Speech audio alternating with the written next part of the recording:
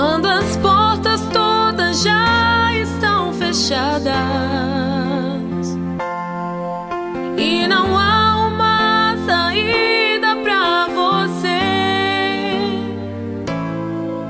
uma voz tão mansa, doce, suave diz assim: meu filho, sou tua saída. Quando o inimigo diz é o fim da história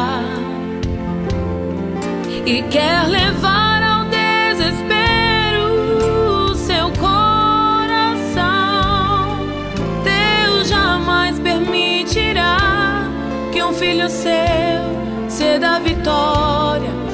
Ele tem todo o poder e a solução.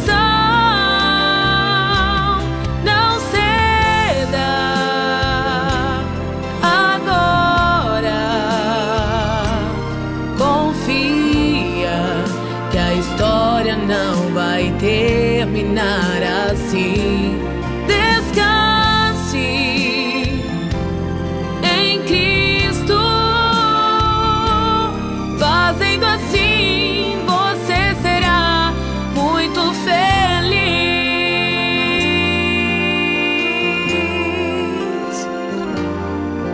Quando tudo enfim parece acabado, sabe o que acontece?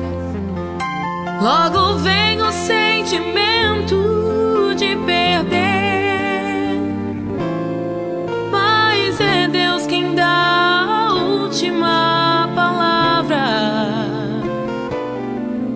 Ele ama e sei que vai lhe socorrer.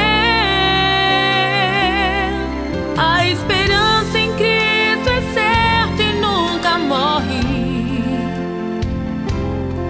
Deus não vai deixar você ficar sofrendo assim. Ele tem nas mãos a chave da vitória.